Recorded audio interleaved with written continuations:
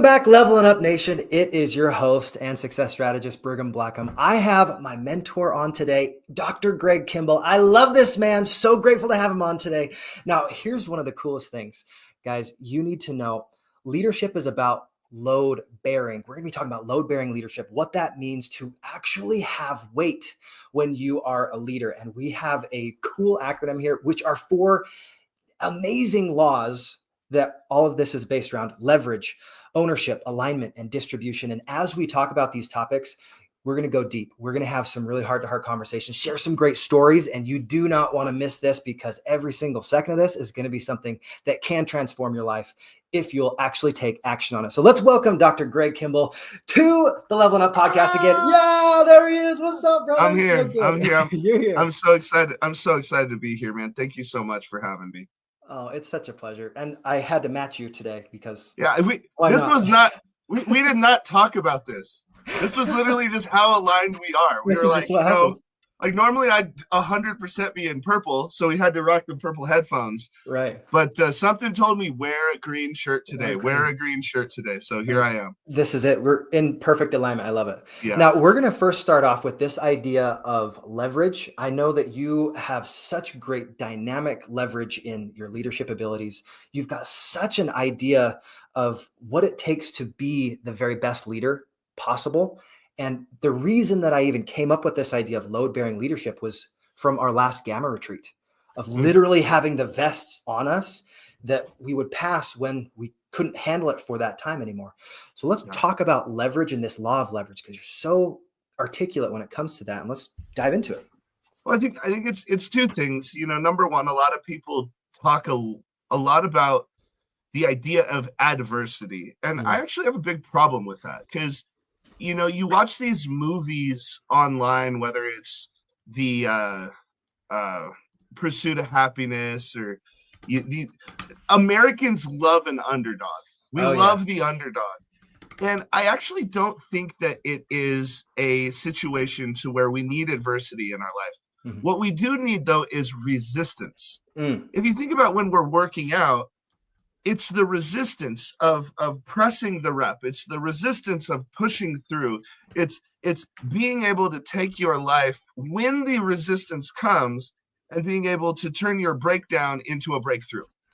And so as we turn our breakdowns into a breakthrough, we need this idea of leverage. Now, the single biggest leverage that you're ever going to have is the leverage of a community.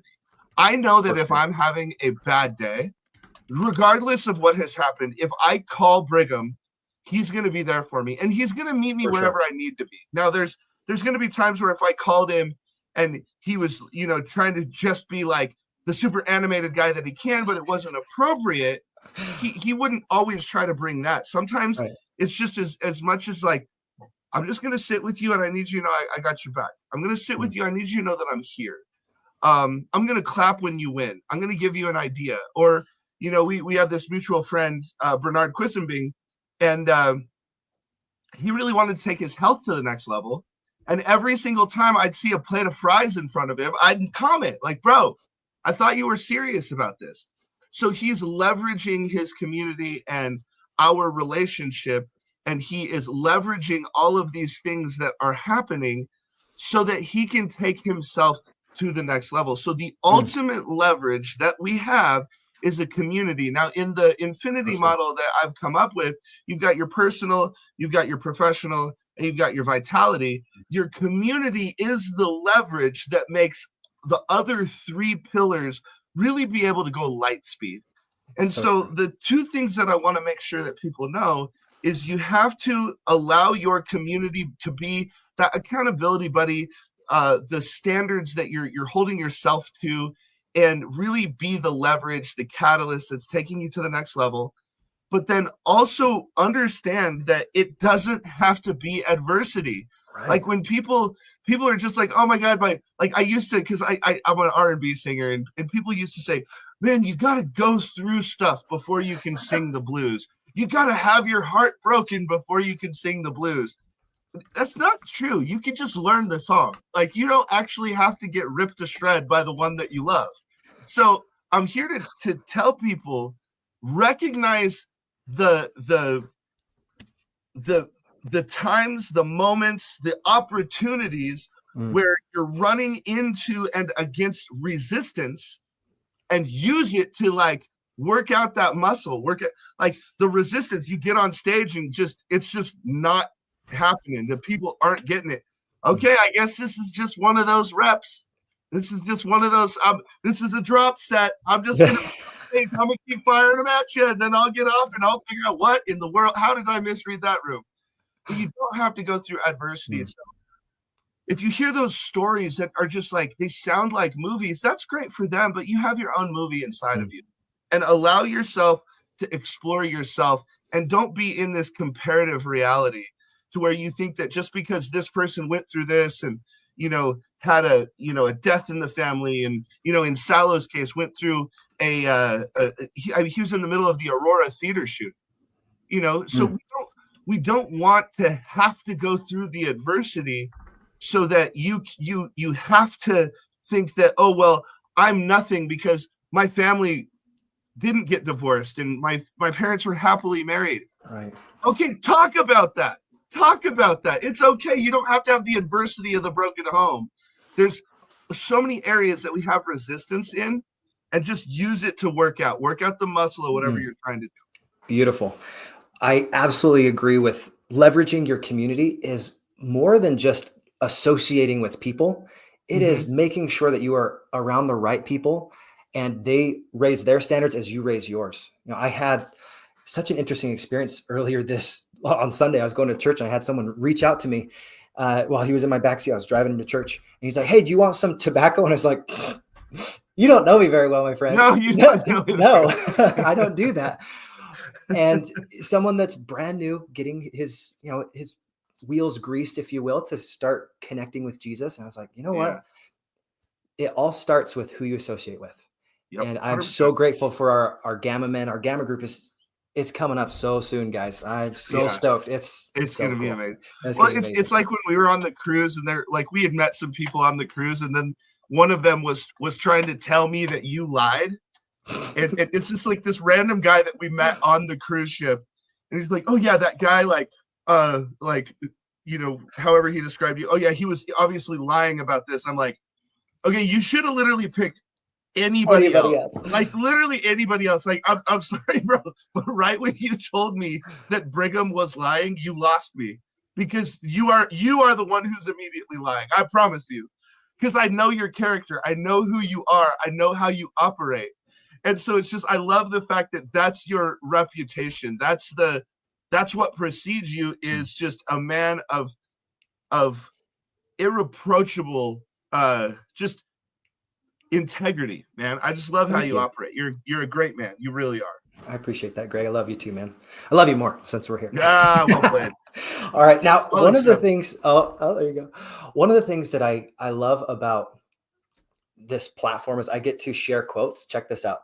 I was reading today in Man's Search for Meaning by Viktor Frankl, and this quote, boom, hit me in the chest. It resonated with me so much. So I'm going to read this for everybody. So, if architects want to strengthen a decrepit arch, they increase the load which is laid upon it, for thereby the parts are joined more firmly together. I was like, "Oh, that's good. That's good." Yeah. What's your thoughts on that? It reminds me of a quote from Jim Rohn. He says, "Don't wish the load were lighter. Wish you were stronger." Bars. And that, and that's what it's all about. I want the best. So like one of my mentors, Tim Story, who I think is one of the absolute greatest of all time speakers. I really believe this. Anytime I was on an event with him, anytime, because people do not want to follow this guy because he straight up brings the heat. I was the one who asked. I said, "If you're going to put me anywhere, you put me right after him." Because I want him to take the crowd to the freaking stratosphere. And then I want to be the guy with the burden to bear to either keep it there or take it to the next level. I want that responsibility. I want that opportunity to become that person. And I had, in a very humbling experience, Tim's story after we were at Man in the Arena, he says, "Hey, are you going back to the hotel? We were staying at the Grand America." And I said, "Yeah." He goes, "Can I ride with you?" I said, "Absolutely." So I kicked everyone out of my car because I want some alone time with Tim's story. So we're driving, and we actually do this like 12-minute podcast that I'm going to post. And the biggest thing that he talks about is he says, every single time you were here, like if this is Tim, I'm here. He goes, "You were here, you were here, you were running support. You're doing a great job. You're doing a great job. You're doing a great job." And then all of a sudden, boom, you're at the level. Boom, you're at the level. Boom, you're at the level. And he goes, at Man in the Arena, boom. He goes, "You stole the show." He goes, "I don't think you realize who you became in that moment." He goes, "You owned the stage." And Matt Gernetsky, he was there actually when Tim's story was telling this story. He said, "You just witnessed an Ed Milet level and a speaking all-star masterclass on what Greg did at Man in the Arena." This is the guy who inspired me to speak, saying this. So cool. So it was so incredible, but I was able to become that person because I asked for the pressure. I prayed for the pressure, because if someone's going to give me the opportunity to stand in the gap, to stand in that A spot, to be the starting string, to bring the heat, if someone's going to give me the opportunity, then that means they trust me. That means that I've become the person I need to be. And I became that person. We took off the final percent, really had liftoff at Man in the Arena. And I have it, huge shout out to Dan Fleischman, who's my current mentor. Huge shout out to Garrett White for giving me a shot on stage when he really didn't know like who I was. He was taking everything at Dan Fleischman's word. And it was amazing because before I went on stage, because they had, somebody who was kind of, it was very emotionally charged, but the energy kind of was like in a solemn place. And then followed up by Dan, who, like, Dan's probably one of the smartest people I know. It was hyper intellectual. And so the energy was kind of down. And so before I stood on stage, Garrett put his hands on my shoulders and he goes, "Greg, I'm counting on you, and I need you to bring the energy. Do that for me." I said, "Hold my water. The energy's coming, baby. The energy's coming, baby." So, needless to say, I brought the energy, and it was one of those game-changing moments. They put the ball in my hand. They told me to score a touchdown, and I did it. Oh, and the 2-point conversion. And the 2-point conversion. Somehow I kicked a field goal right after that. We showed up and we showed out. And a huge shout out to the way our community operates. I could not have done it without the way that the Gamma group, our men's group, I could not have done it without the way they showed up, because they came to not just support me, they were supporting themselves. They were going the final percent. So they were playing full out. And when I yelled, Gamma who, and they all yelled Gamma me, Gamma me. Who, Gamma we. We scared everyone in there. And they were just like, who are these people?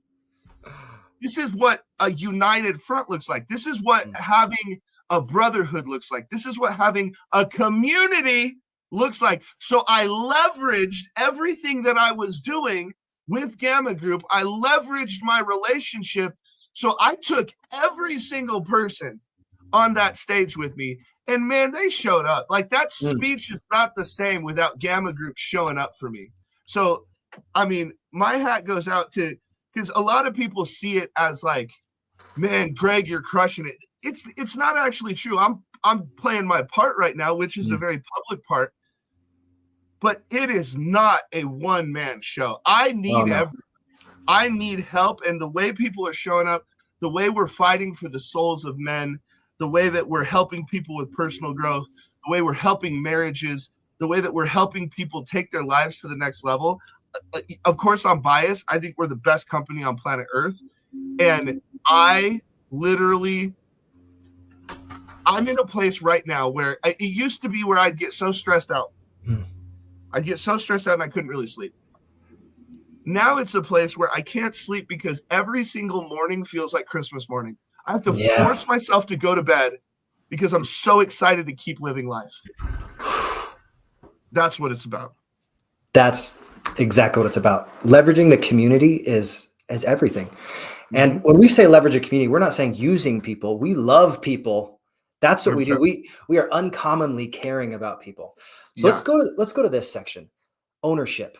If you're going to really bear the load of leadership, you have to take ownership, and you have to be willing to do the work, not just identify it, but actually do the work. Let's talk about ownership and what that law means to you. I think ownership is simply example. So, for instance, when I would preach to people, you know, I've gotten really close to Bernard here recently, so he's probably going to pop up a lot. But one of the things that he even told me, he said the reason I didn't join the final percent at the beginning is because it didn't feel like because you tell people to eat healthy and stuff, but you didn't do it. And it's not that I was like super fat. Now, don't get me wrong, I end up super fat because when Kayla was going through her pregnancy, man, I helped her eat.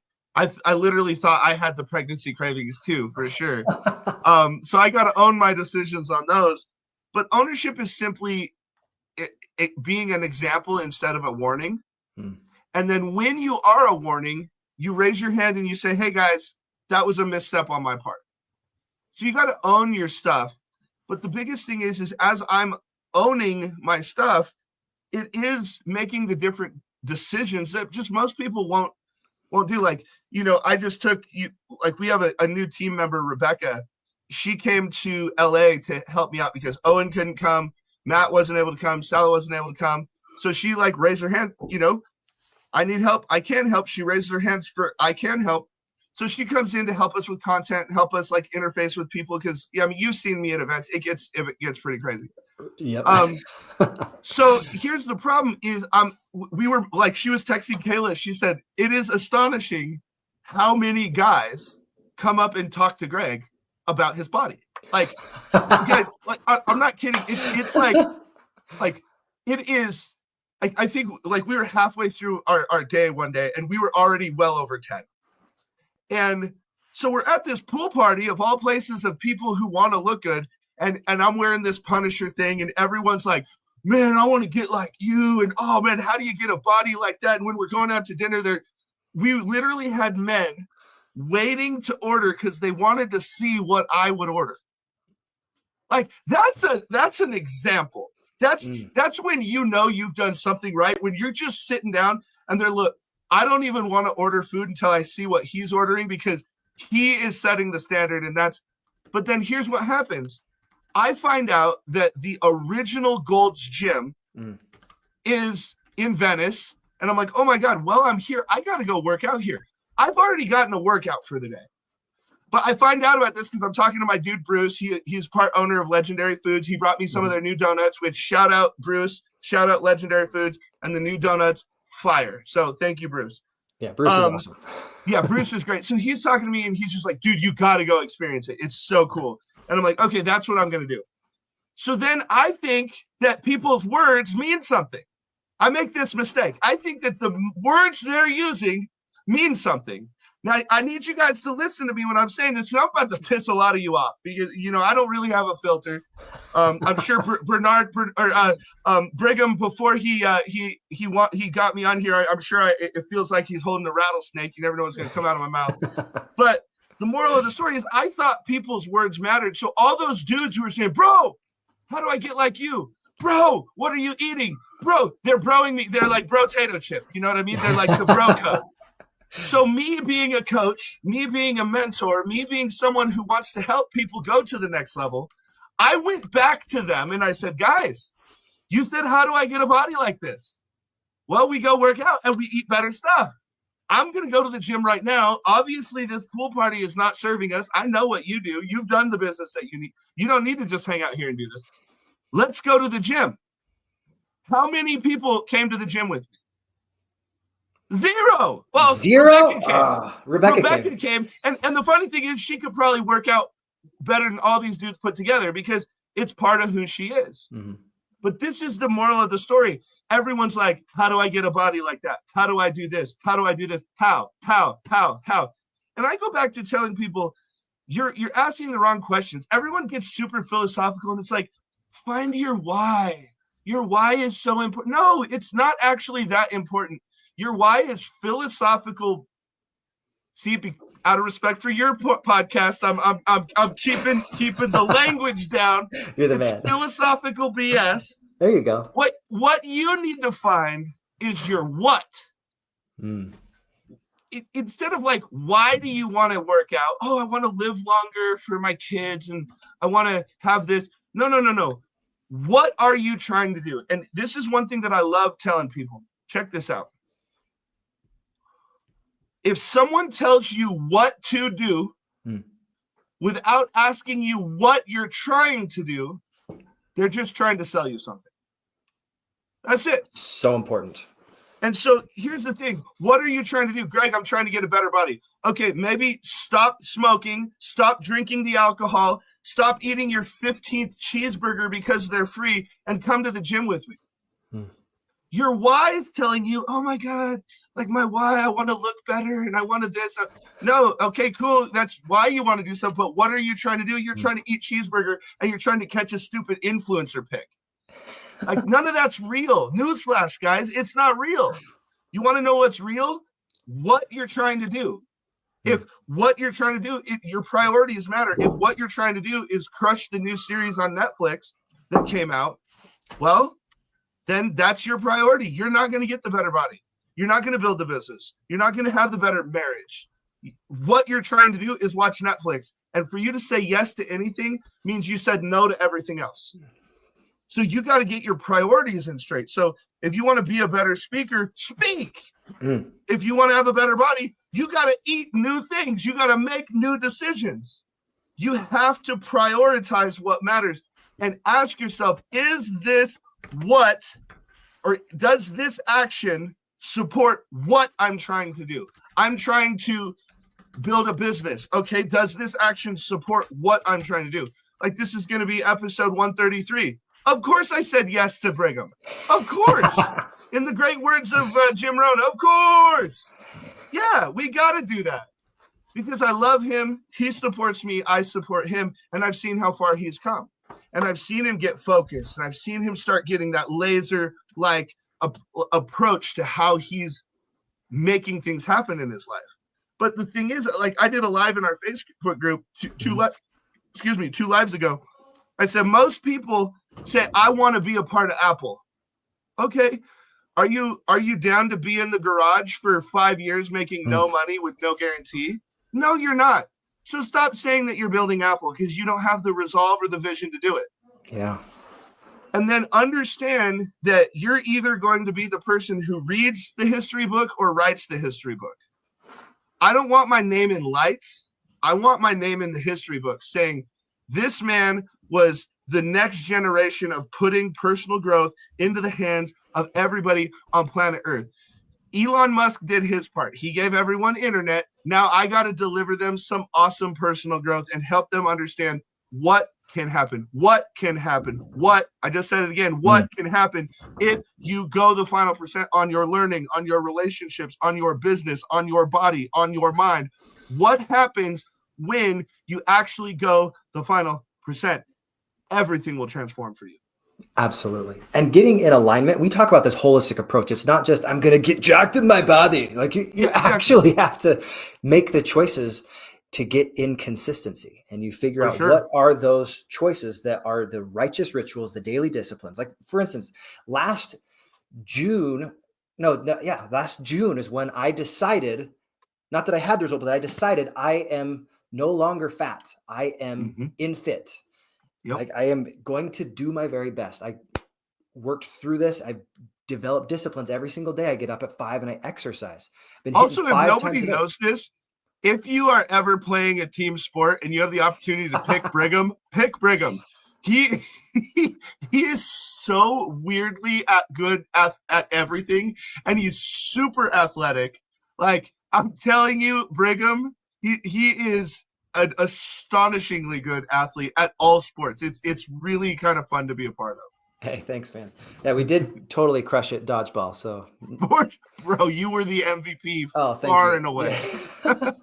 If you guys like to have a lot of fun, you definitely want to come to our next cruise because For sure. that's something 100%. you can talk about, but you have to experience it to I really have to understand. experience. There's, Exactly right. that's amazing. Exactly right. Well, let's talk about alignment because just Yep. like a chiropractor, just like getting your wheels in alignment, if it's misaligned in different parts of your life, you're not going to be able to function well. Yeah. This is the purpose of the infinity model. And Mhm. I think you have so many different stories. What comes top of mind for you when you're talking about the law of alignment? The first thing that everyone, and I will not get off of this soapbox, the first thing that everyone needs to learn is there's no such thing as 100% alignment. Mm.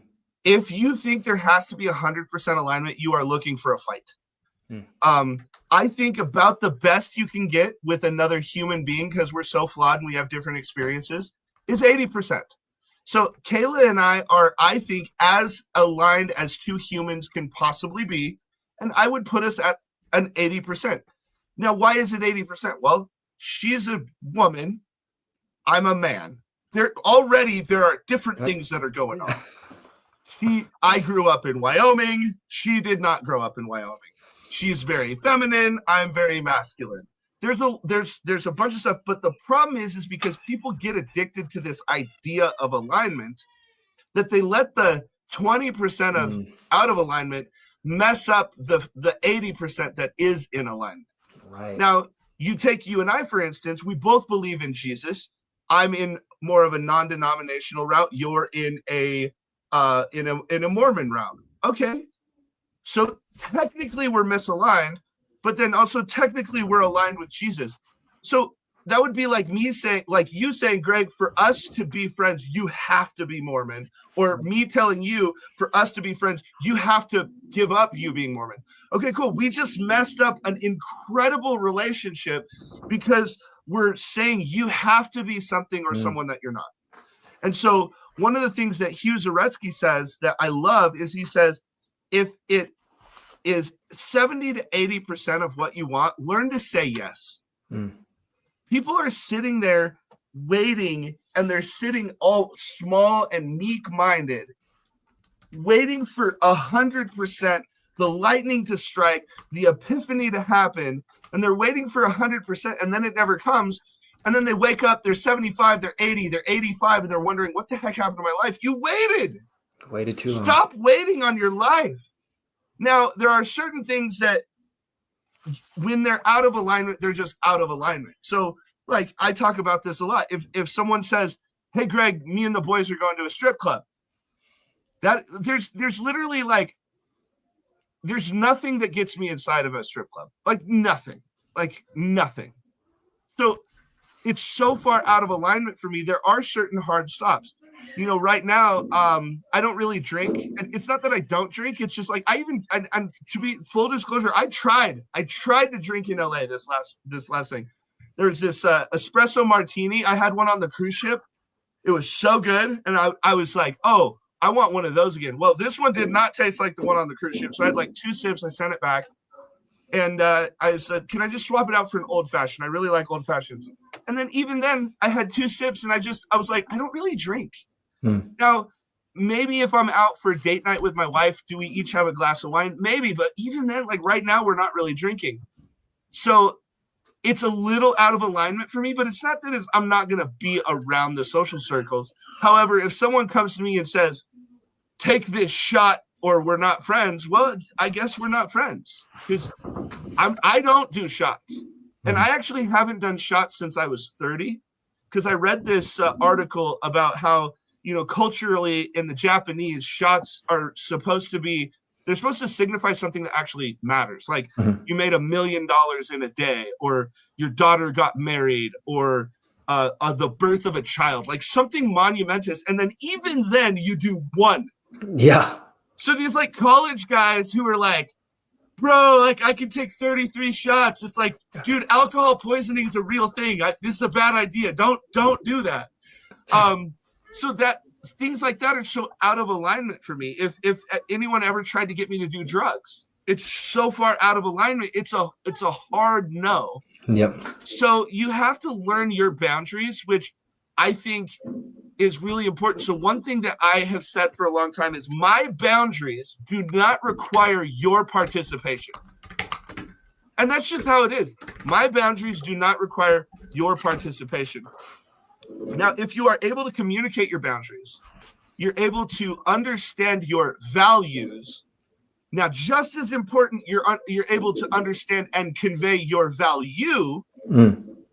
Then, when you find people who see your value, see your values, respect your presence, and people you can respect, this is what we call alignment.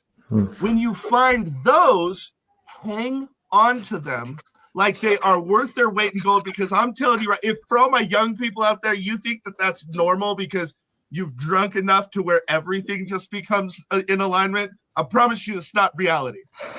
When you find those, if you're like over 25, if you're over 30 and you start finding these things, you grab on and you hang on, because it is so much more rare than you realize when you find true alignment with people. And then when you have alignment, you go back to the first letter, leverage.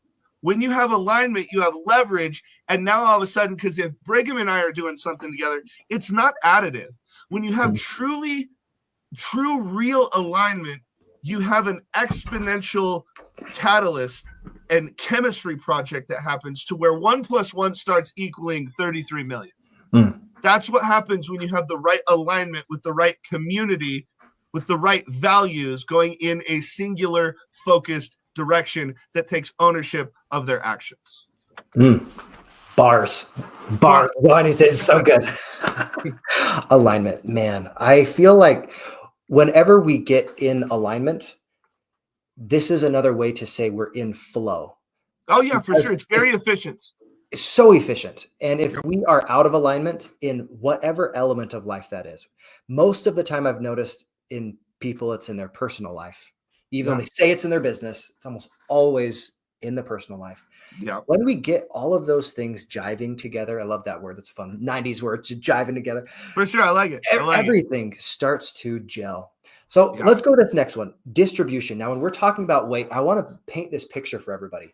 When we're at the Gamma retreats, we have literal weighted vests. This is not like something that we just do for a moment, for a picture. It's literally the whole time we're there, we have these weighted vests. Yeah. And this was the premise of this episode, is when you have leadership, you have extra weight, a load you have to bear.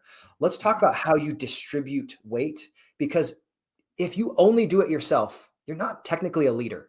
No. It's when you say, you know what, I'm going to let you carry the vest for a time.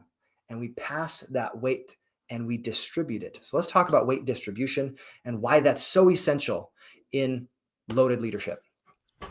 So, sorry if that's a loaded question. It's like no, it's a great question, and here's the reality of it.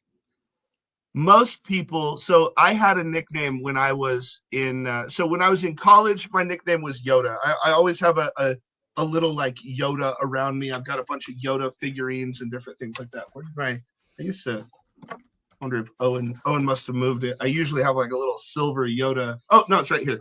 So I got this little silver Yoda that Drew Dugan gave me. It's literally a little Yoda Lego that is cast in silver. So I always have it with me because it means so much. That little token just means so much. So my nickname in college was Yoda because I was always giving out advice. Now, my nickname in high school when I really got into fitness was the Punisher. And it was funny because, I was the guy who, when we'd go into practice and they'd say, you run through the gauntlet and everyone's going to hit you, I was the dude who was like, oh, these 20 people are going to try to hurt me. Every person who tries to put one on me, I am going to hit you so hard that you are going to try to get out of my way, even though there's 20 of you. And then if I'm training someone, people will say things like, God, you're punishing me. Like, what did I do to you? But then they start looking about what they look like. They start realizing who they can become. And they start realizing, and also it didn't make me sad because my favorite superhero has always been the Punisher. So I'm like, I'll adopt this. Let's go. Oh, nice. But here's the thing. When a leader asks you to do something, it doesn't matter what it is. Go pick up the trash from the parking lot. You say, yes, I got you. Because they're trusting you with something that they need done. So when a leader takes off part of the weighted vest and puts it on you, bestows it on you, they are not punishing you, they're trusting you. They are seeing, can this person hold the load? Can I trust you in the foxhole? Can I trust you when times get tough? And the problem is most people, when you try to push them, especially in today, we're soft in today's day and age. When the leader tries to, hey, give me one more rep. Hey, give me one more hour. Hey, come on this trip with me. Hey, come build this until 3:00 in the morning. Hey, let's shoot this course. Whatever it is, when the leader asks for your help, they're saying, can you bear some of this weight with me because I need help? And if you say, it's been really tough. I'm tired. This is hard. I'm exhausted. I'm over. I'm this. What you just said is, I right now, your weight is too heavy for me. So the leader, whether they know this or not, the leader subconsciously knows, I cannot trust you with the cross that I bear. And so what we need to do is we've got to find those people that raise their hand. Like I always say, we have two hands for a reason. One that says, I can help, and one that says, I need help. So when the leader says, I need help, you got to find those people that say, I can help. And then how do they carry the load? Do they do it with a good attitude? That's right. I'll tell you, one of the best leaders and subordinates that I know is Chris. He's second in command at Gamma Group. And there's been multiple times where he and I are at odds on what needs to happen. And I'll say, look, we're not doing this. We're going to go in this direction.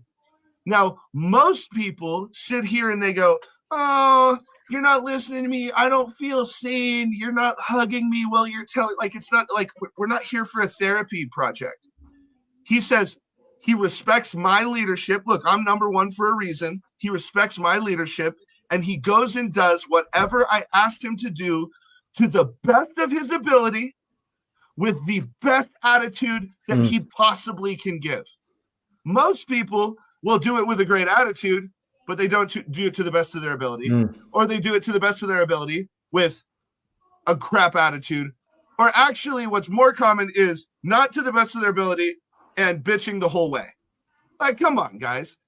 If you can default to trusting the leadership to where the leader knows, look, I know you've got my back. I know you see the vision. I know that you're strong enough to bear this cross that we have to bear. You got my back. Now you are someone that I can distribute time, attention, money, management, leadership, decision-making. I can give you some of that. So then what we do is then we just go build another person, because real leaders make more leaders. They don't make followers. I don't want followers. I want other men to lock arms with, and we're going to go change the world. This is the biggest thing that we need to do. So we have to have a great attitude, even when we don't understand what's happening. Now, I'm not saying like college, like frat house hazing. There's no time or place. There's that never. Yeah. That kind of leadership is obnoxious and dangerous. So like a real number two, if I told Chris, hey, go make out with Anthony, I hope both of those people come and punch me in the face, because that's bad leadership. A real leader never demeans somebody. You cannot lead through shame. And blind following is terrible. You should be able to raise your hand and say, hey, leader, help me understand why this is a good idea. So you don't have to be blind when you're doing it. You just have to respect the process and be in a structure to where communication, Anthony just put the crying face emojis. My guess is they don't want to make out. Yeah, probably not. No. But the thing is, you should be able to ask questions. But then also, if you're asking so many questions that it's just questioning the leadership, you're going to get asked to leave because you're making things less efficient. So there's this balance that we have to go through. And this is why you need more leaders, not less leaders, because usually when too many questions are happening, that means there's a bottleneck somewhere. And if Brigham's a leader and Anthony's a leader and Sam's a leader and Steven's a leader and I'm a leader, not everyone's waiting for Greg to move. They can just go say, hey, Brigham, what do I do in this situation? Hey, when I was at the last event, this is what we did. If we can't get guidance from Greg and we have to make a decision, let's just do what the precedent says that we need to do. So when we have more leadership so that we're all working together, and I think this is why Gamma Group is such a special thing, because we also have the Kappa Club, which is under a similar umbrella with similar values, so that the women have a place to go with the men, instead of all the women going, oh my God, that looks so fun. Then they just go find a different organization. And then there's there's this separation, and they're always on different schedules. What makes us special is Kappa is talking to Gamma all the time so that the men and women can always participate. And that's the other thing that I'll say is we're never looking for contribution, because that feels like a transaction. What you're always looking for is participation. Do you participate in the process? A lot of people will join the Infinity Club, which is our top end club, and then they won't participate. And then they'll have the audacity to go, it doesn't work. No, you don't work. Like, that's like you buying a book, like Good to Great. You don't read the book, and then you say the book was crap. But, did you read it? No. Well, how do you know it's crap? I don't know. I haven't read it. What is happening? This is America. You got to do the work. You got to participate, and you have got to be able to be held accountable. If you're able to be held accountable and you're moving forward and you're taking yourself to I don't know, maybe if you're leveling up, shameless plug, if you're leveling up and you're constantly leveling up, I can hang out with you. I don't actually care about money. I care about, are you moving forward? And this is why I don't believe in the singular, like, this is the only way to be successful. I don't believe in the tribalistic mentality. I think that people who are trying to buy their first house and their third jet, I think those people can hang out. I think those people have things to learn from each other. And we need to be able to coexist. We need to be able to ask questions. We need to be able to have fun. I mean, that's the real thing. If tomorrow's not promised, let's have some fun today. So never, ever, ever allow fun to exit your life. Seek the fun. Beautiful. Make America fun again. The best F word that we can have on the show. Thank you so much. Yes. I would like to take this moment to announce my candidacy for president of the United States. I'm just kidding. Make America fun again. Make America fun again. That's so beautiful. Now, I've got a little summary of everything that we talked about here in this quote. This was something that I'm really passionate about. Load-bearing leaders don't carry everything. They carry what counts. They leverage strength, take full ownership, live in alignment, and distribute the weight to empower others. What are your thoughts? Yeah, I love it. And if you look at, like, that's everything we talked about. So distribute, go create more leaders. Real leaders create more leaders. If you mess up, take ownership, leverage the strength that they have, and then carry, like, the thing is if, whether it's you or Chris or whatever, if one of you guys messes up, I'm going to be the person who takes it away from you, and I will retake ownership until I can find somebody I can give it to that I can trust. Now, I've never had to do that with you or Chris, but just as an illustrative purpose to say, like, leaders also, after they give away ownership to something, if that person cannot bear that cross, you also have to be strong enough to go take it back. And that's where it's really tough, because when a leader has to lead and he goes and says, look, you are not hitting the marks, you are not ready, I got to take this back from you, it can hurt relationships. And people are so scared of hurting relationships, they'll destroy their business and they'll destroy the investments of others, all because they're scared to take ownership back from someone who wasn't ready. And that's real leadership. When you know what has to be done, whatever it is, do you do the work? Do you have the conversation? And I often say, like, look, you've got to go there. And if you're willing to go there, then you actually have to be there. So if you want to be a leader, go there. But when it comes time to lead, are you actually going to be there? It's one thing to call yourself a leader. It is a way different thing to actually lead. So true. One of the books you told me to read this last year was one by Robin Sharma. He talked about a leader does not need to have a title. Even Nope. on the way that you show up, you don't have to have the title. People just know you're a leader because of your example, the weight that you bear. If you go to the Final Percent right now and look at my title, it says head intern. Head intern. That was actually If the I walk description in, notes too. everyone knows who the boss is. Like, everyone knows who's the leader. I don't have to tell you. I don't tell anybody that I'm the CEO, the founder, the anything. I say I'm Greg. I'm with the Final Percent, just like anybody else. And when they go to the website, why does it say the head intern? Well, that's my favorite title to say, because titles are stupid. You are going to know by my actions and my energy who I am, and that's all you need to know. There's no title that is going to make it cooler. The only reason that titles really matter, and this is why we do this in Gamma, is real leadership. The only reason that you should have a title is so that people can clearly know where they can receive help from. So a title is like a little beacon saying, this is all the things I can help with. This is all the things I can help with. That's it.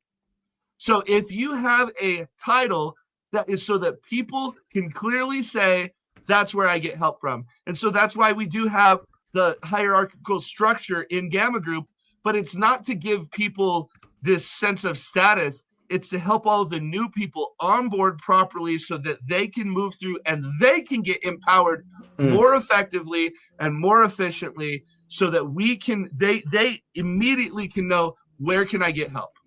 Beautiful.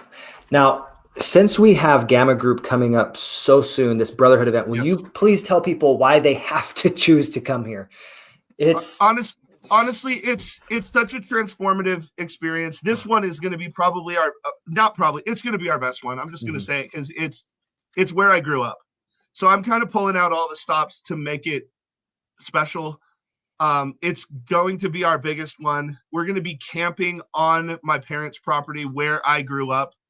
My mom is working incredibly hard to get the property ready so that we have a great place to really transform lives and become brothers. And that's the biggest thing. People don't understand how much they need a brotherhood until they experience it. And the things that we're going to do up in the mountains of Wyoming, and the things that we are going to get across the finish line inside of your soul, inside of your mind, inside of your business, is second to none. But most importantly, you're going to leave the Gamma event with a bunch of people who have your back, with a bunch of people who want to see you win.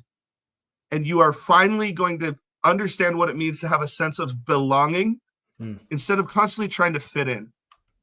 Every other group that people have gone to, they're trying to fit in and they're trying to change who they are so that they can make these maneuvers and they can have this status that the world is cramming down your throat.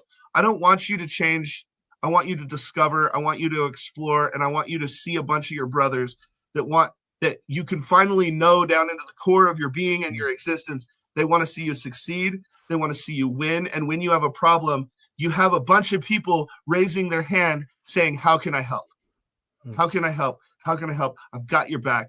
And when you've got 40, 50, 60, 70 brothers standing behind your back, you can finally, for the first time in your life, not look over your shoulder. And you can keep your head pointed in the right direction, and you can go forward because you know you've got people that have your back for the right reasons. And that's what it's all about. And Gamma is second to none. So good. And that's why I also I'm going to be there. I'm so stoked. Yeah. Wyoming, guys, it's not something that you can explain away. You have to experience it. Yep. It's like trying to talk to someone that's never had salt. Be like, well, it's salty. You're like,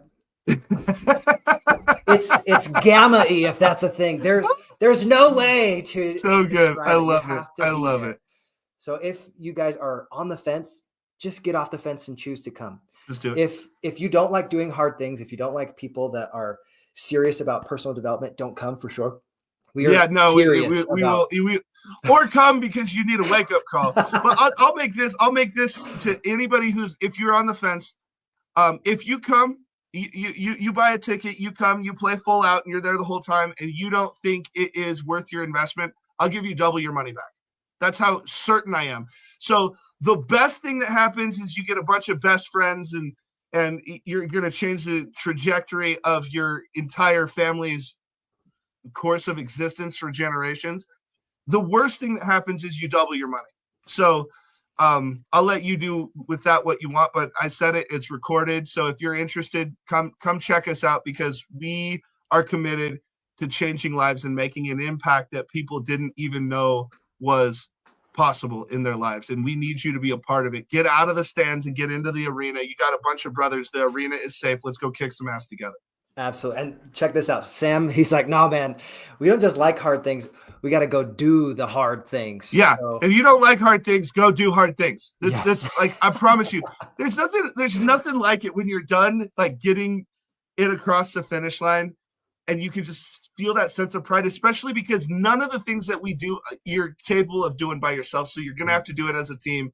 You're going to have to do it within your teamwork. There's just something about accomplishing things with a team that is second to none. So I encourage you to come participate and see what's possible for your life. Absolutely. Well, thank you so much, Greg. Guys, go to the final percent. Absolute pleasure.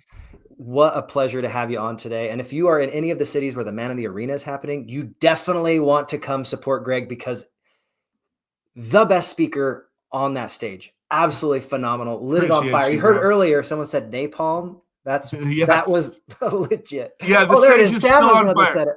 It was still on fire.